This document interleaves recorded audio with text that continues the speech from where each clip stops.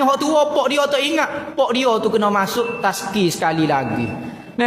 Ni anak-anak bukan main. Semua doa yang paksa suruh ngapa. Pok dia senyap walau tak cara.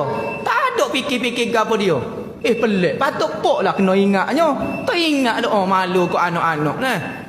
Mari jumpa kata ni nak suruh semaya hajat, nak suruh anak hamba tu jadi lembut-lembut lah. Boleh ngaji pondok biar kenal-kenal Tuhan. Kita tanya makcik, tak ada cita-cita kau nak ngaji pondok, nak kenal Tuhan. Oh makcik tak apalah, hak tua dah. Oh tak apa pula dia. Ingat dia terlepas. Anak dia sungguh dia. Anak dia tu lah sungguh buat masuk dalam pondok. Bagus dah. Tapi dia tak ada terfikir kau dia sendiri nak kenal Tuhan, nak betul semaya. Pelik juga. Kau rasa lepas dah. Oh makcik pun tak lepas juga. Tapi biarlah weh kat anak. Apa salahnya kita mari mengaji juga. Anak kita bagus juga nak agama. Kita pun apa salah mari dengar, mari betul agama, mari kenal Allah, mari kenal Muhammad. Salah ke apa dia? Ni suruh anak-anak saja. Kita duk tengok TV di rumah. Ngaruk juga pok lagu tu. Suruh anak semaya. Tak semaya aku tiba. Dia tak semaya.